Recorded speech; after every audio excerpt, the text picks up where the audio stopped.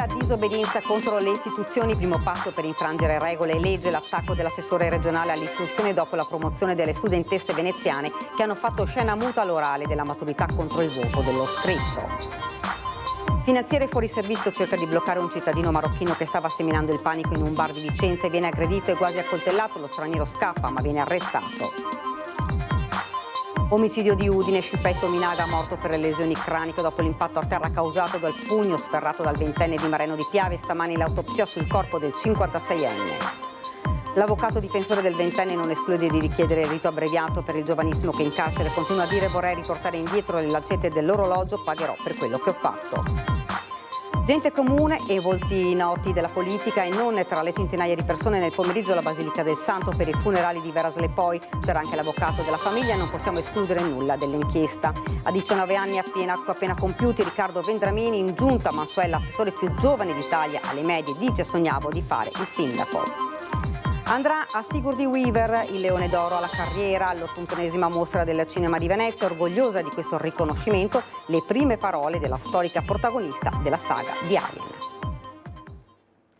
Buonasera, ben ritrovati, edizione regionale dei nostri notiziari. Dunque l'avete sentito, le studentesse ribelli del liceo Foscarini di Venezia sono state promosse. La rabbia dell'assessore Elena Donazzan, la disobbedienza, dice, va punita. Se la disobbedienza è un valore, sarà la famiglia di quei ragazzi a pensare che questo sia un valore. Per me non lo è. Per me la disobbedienza contro le istituzioni invece è l'inizio di un percorso diverso nella vita.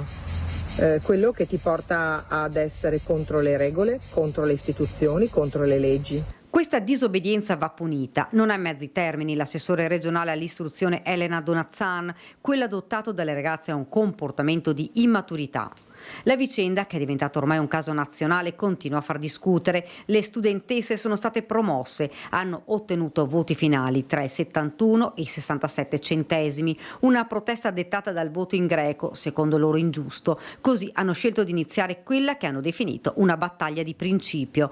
Hanno letto alla commissione d'esame un testo che spiegava il perché del loro silenzio al colloquio finale. Le studentesse del liceo Foscarini di Venezia stavano pensando di ricorrere al TAR, decisione che avrebbe portato ovviamente ad un provvedimento dei magistrati, ipoteticamente anche sostenere nuovamente la prova sotto accusa. Linda Conchetto, una delle ragazze, ci ha spiegato che lei non farà più nulla. L'obiettivo, dice, lo abbiamo raggiunto, cioè quello di mettere in luce l'ingiustizia che abbiamo subito. Ora penso all'università e a partire, andrò all'estero e mi butterò tutto alle spalle. Per il momento l'ufficio scolastico regionale non ha mosso alcun procedimento. Per l'assessore Donazzan qualcosa si sarebbe dovuto fare. Io credo che questo sia stato un atto molto e profondamente sbagliato per tutto ciò che comporta. Queste ragazze troveranno nella vita anche ingiustizie o ingiustizie che loro riterranno tali, anche di non essere valutate secondo quello che loro riterranno essere il merito. Ma le strade allora saranno due: poter cambiare, voler cambiare le cose da dentro nel rispetto delle regole, o voler fare le disobbedienti. I disobbedienti oggi ne abbiamo anche troppi. La cronaca tenta di accoltellare un agente della Guardia di Finanza e poi scappa. Un magrebino è stato arrestato dalle Fiamme Gialle per tentato omicidio. Tutto succede in Viale Trieste a Vicenza.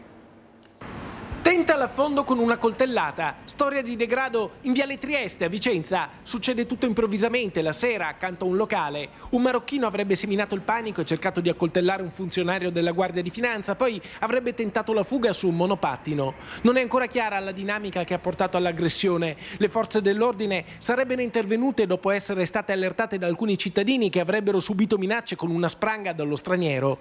Tra i presenti ci sarebbe stato anche il finanziere, pare fuori servizio, che sarebbe intervenuto per cercare di riportare la calma, subendo invece la reazione violenta dell'immigrato. Fortunatamente i fendenti col coltello non sarebbero andati a segno, ma il funzionario delle Fiamme Gialle sarebbe stato colpito con calci e pugni. La dinamica dell'episodio dovrà essere vagliata dall'autorità giudiziaria. Sta di fatto che il finanziere sarebbe ricoverato in ospedale, mentre il magrebino sarebbe fuggito col monopattino verso il centro storico. Si è subito scatenata la caccia all'uomo da parte delle Fiamme Gialle, coadiuvate da dalla Polizia di Stato e dalla Polizia locale. Lo straniero è stato intercettato, bloccato e arrestato con l'accusa di tentato omicidio. Aggressore che avrebbe anche accusato un malore, forse per aver ingerito della droga. Fatto sta che l'immigrato sarebbe conosciuto alle forze dell'ordine e adesso la questione della violenza, dello spaccio e del degrado è diventata insopportabile per chi vive e lavora a Vicenza. La questione va affrontata anche a livello politico e istituzionale. Voglio esprimere la mia solidarietà e vicinanza alla gente della Guardia di Finanza che è stato oggetto del tentativo di accoltellamento, ma anche ringraziarlo perché è intervenuto fuori dall'orario di lavoro, dall'ora di servizio, segno di una dedizione e di un'attenzione fortissima. E poi un ringraziamento alle forze dell'ordine che sono intervenute ieri e che hanno già arrestato il responsabile di questo atto gravissimo. Non ci può essere tolleranza alcuna nei confronti di chi si macchia di reati come questo. Si è svolta questa mattina l'autopsia sul corpo di Shinpei Tominaga guidata dal medico legale Carlo Moreschi ed è arrivata la conferma. L'imprenditore giapponese è morto per le fratture craniche dovute alla caduta dopo il pugno. Shinpei Tominaga è morto a causa delle fratture craniche rimediate dopo la caduta a terra nella colluttazione avvenuta sabato notte alle 3:25 circa con il gruppo di 3 ragazzi del Trevigiano, Samuele Battistella, Abdallah Juama e Daniele Wedam. Poco sarebbe cambiato ai fini del reato di cui dovranno rispondere i ragazzi accusati: omicidio preterintenzionale per Samuele Battistella, rissa aggravata per gli altri 2, anche se, come ci ha spiegato l'avvocato difensore di Battistella e di Wedam, anche lo stesso Wedam e Juama potrebbero essere chiamati a rispondere dello stesso reato del suo assistito per concorso morale. Il minimo della pena per l'omicidio preterintenzionale è di 10 anni di reclusione. Ora toccherà al pubblico ministero fare il suo percorso nel processo, senza dimenticare che gli stessi ragazzi il 2 luglio saranno a loro volta a processo per l'aggressione ad Harit Singh, barista di Conegliano aggredito nel 2022, anche se lo stesso Maccarone, designato dalla famiglia da poco, chiederà un rinvio per studiare anche qui bene le carte.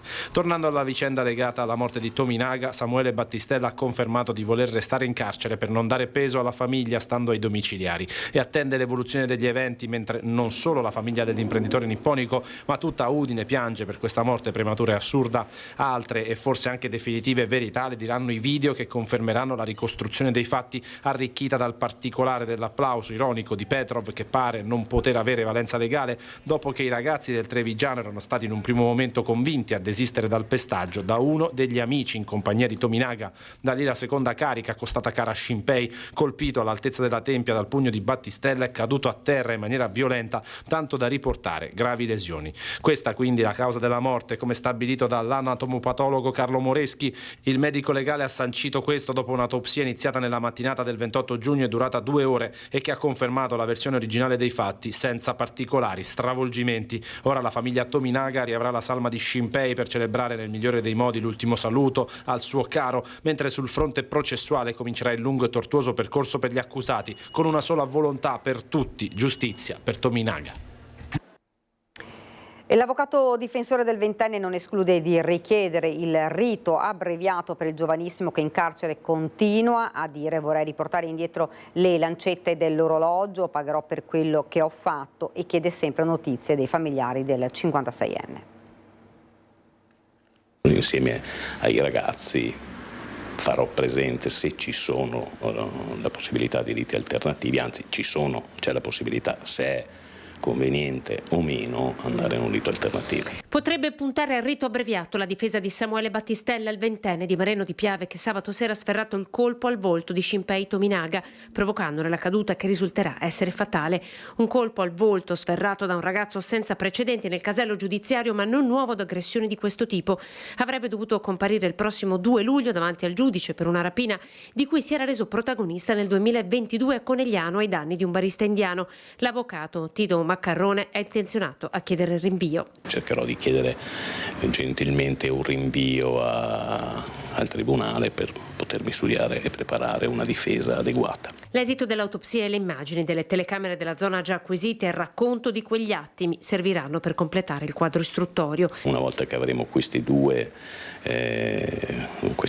importantissimi elementi, a quel punto si valuterà. Per Daniele Wedam, l'amico con lui quella sera insieme ad Abdalladium ha assistito sempre dall'avvocato Macarrone, potrebbe profilarsi il concorso in omicidio. La possibilità c'è, la procura potrebbe teoricamente contestarlo. Ecco, penso che su questo la difesa dovrà fare un lavoro adeguato. 2 ore e mezza di colloquio. Ieri in carcere Samuele Battistella è dipinto come un ragazzo impaurito e sotto shock. Nessuno mi ha chiesto quanto tempo dovranno stare in carcere, che cosa rischiano. Nessuno dei due mi ha chiesto una cosa simile. Da subito ha avuto soltanto domande chiedendomi appunto della povera vittima, chi era, perché era Udine, che cosa faceva, e della sua famiglia. A breve l'avvocato incontrerà anche la famiglia di Battistella. Troppo presto per i 2 ragazzi pensare di raggiungere invece quella di Tominaga con una lettera. Mi ha detto se potessi portare indietro le lancette dell'orologio lo farei, ma è consapevole che questo non può avvenire. E anche se non me l'ha detto esplicitamente, se verrà condannato, devo dire il se ovviamente, in quanto ancora tutte le carte non sono sul tavolo, diciamo in questa maniera, pagherà. Primo bollino rosso stagionale nell'ultimo fine settimana di giugno lungo autostrade Alto Adriatico, lo annuncia la concessionaria che si attende nella sola giornata di domani tra i 181.000 e i 189.000 transiti nella giornata di domenica e tra i 174.000 e i 182.000 passaggi di mezzi lungo la rete di propria competenza. Saranno maggiormente le località di mare del Friuli Venezia Giulia e del Veneto e le coste slovene e croate le destinazioni principali dei turisti. Si prevede nell'arco delle 24 ore di domani il passaggio in uscita dall'autostrada di circa 27.000 mezzi alla Tisana, 19.000 all'Isert, 11.000 a Villesse e a San Donà. Per quanto riguarda le tratte si ipotizza traffico intenso nella mattinata lungo la 23 Udine e Sud, Palmanova e la 4 in direzione Trieste. Ci spostiamo a Padova, centinaia di persone oggi nella Basilica di Sant'Antonio a Padova per l'addio a Vera Slepoi, la psicoterapeuta morta improvvisamente a 70 anni, una settimana fa.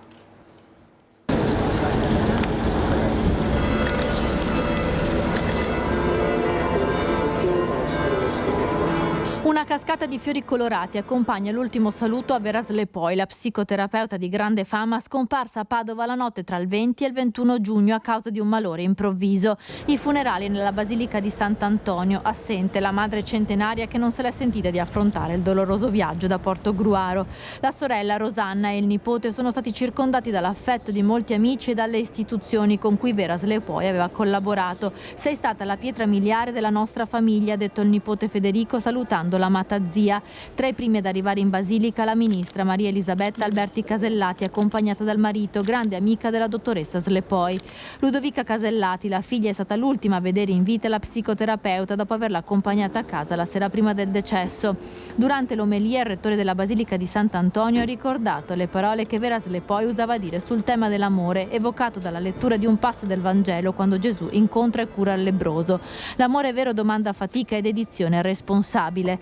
Vera ha saputo e voluto prendersi a cuore la fatica degli altri per amore nella discrezione più totale, ha detto padre Ramina. Alle esequie hanno partecipato molti politici. Quando ero sindaco lei era assessore alla cultura e quindi devo dire che abbiamo collaborato insieme e abbiamo anche fatto tante cose belle. Proprio l'innovazione anche nel concetto del rapporto fra i giovani è stata lei una delle prime. Io ho perso un'amica. E poi ho perso una persona importante. Mi chiamava Elenuccia e diceva ma anche questa volta Elenuccia hai un po' esagerato, magari quando dicevo qualche cosa di un po' più forte. Però con quel garbo, con quell'eleganza che non era mai un richiamo, aveva proprio il piglio della psichiatra, no? Non metti in difficoltà la persona che hai davanti ma cerchi di aiutarla. Questo è stato. Presente anche l'editore Urbano Cairo, per cui Slepoi scriveva. Lei era molto, aveva un grande intuito nel capire gli altri, una grande capacità di conoscere le persone, ovviamente di entrare in relazione e di capire, poi una grande persona intuitiva. Roberto Limittone del Lions Club ricorda l'ultima serata con Vera Slepoi, che aveva partecipato ad una cena benefica del club prima di accusare il malore fatale. Era in forma, lucida come sempre. Abbiamo apprezzato molto il suo intervento, bello, parole profonde e ricche di contenuti. Stava bene, ha mangiato come noi, è stata assolutamente bene, poi alle 11 di sera è andata via. Sul fronte delle indagini, dopo l'autopsia, non sono ancora emersi nuovi elementi che possano associare il malore alle terapie al ginocchio che la dottoressa aveva da poco sostenuto. L'avvocato che tutela la famiglia risponde così. Quello che è stato fatto è stato richiesto dalla famiglia per fare luce e chiarezza sul decesso della Vera. Gli accertamenti hanno iniziato ieri, vedremo nei prossimi giorni, settimane, quali saranno gli esiti. Non si può escludere nulla allo Stato perché gli esami sono in corso. La Giunta regionale, su proposta dell'assessore regionale alla programmazione e al bilancio Francesco Calzavara, ha approvato il documento di economia e finanza regionale 2025-2027. Il documento costituisce la base programmatoria della prossima manovra di bilancio che sarà approvata in autunno. Il contesto economico nel quale la Regione si trova a delineare la propria programmazione finanziaria per il prossimo triennio è caratterizzato sia a livello globale che nazionale da segnali di rallentamento dell'economia e da rischi di natura geopolitica. Pur in questo scenario il tasso di crescita del PIL della Regione a più 0,9 si colloca anche per il 2024 leggermente al di sopra del corrispondente dato nazionale. Fai pena, donna e mamma inutile, stai a casa che è meglio, non sai neanche parlare. È il commento che un consigliere di Fratelli d'Italia nella municipalità di Venezia Murano Burano, Davide Quarta, ha linkato sotto ad un post su Facebook della consigliera comunale e segretaria Dem a Venezia Monica Sambo. Ecco come considerano le donne gli esponenti del partito della Meloni. È stata la replica di Sambo che ha ricevuto la solidarietà degli altri componenti dell'assemblea di municipalità. È un fatto gravissimo e inaccettabile che nel partito di maggioranza del governo italiano, rappresentato da una donna, un consigliere con ruoli di coordinamento importanti nell'amministrazione offenda una consigliera comunale intimandole di rimanere a casa in quanto donna e mamma inutile, hanno scritto nel loro messaggio 16 consiglieri del gruppo di maggioranza. Via libera all'identità alias in comune a Padova per i dipendenti in transizione di genere, l'iniziativa della Giunta che ha approvato il nuovo regolamento. Da oggi i dipendenti del Comune di Padova che stanno o vogliono affrontare una transizione di genere potranno scegliere con quale identità e nome figurare nei loro documenti e badge elettronici.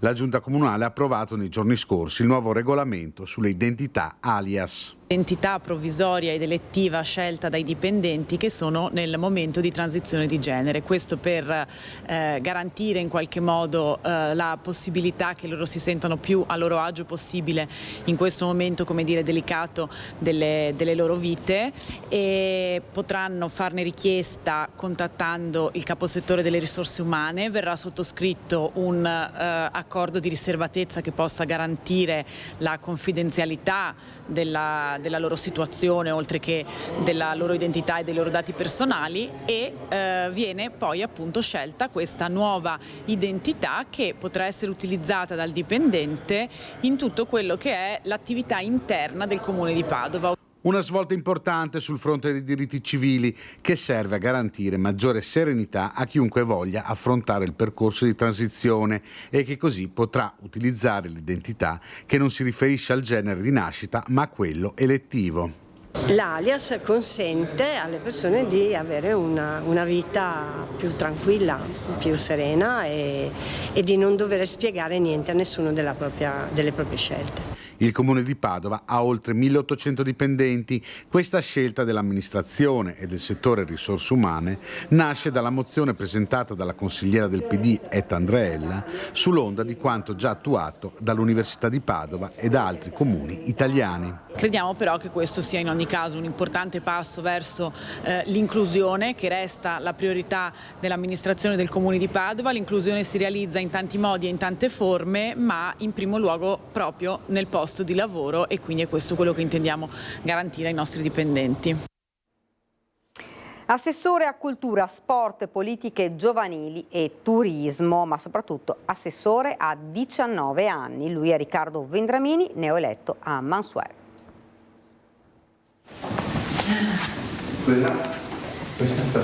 Prende posto in sala consigliare. Qui la carriera di Riccardo Vendramini, 19 anni, fresco di maturità, neoeletto assessore a Mansuè, inizia nel 2014 con l'elezione a sindaco dei ragazzi.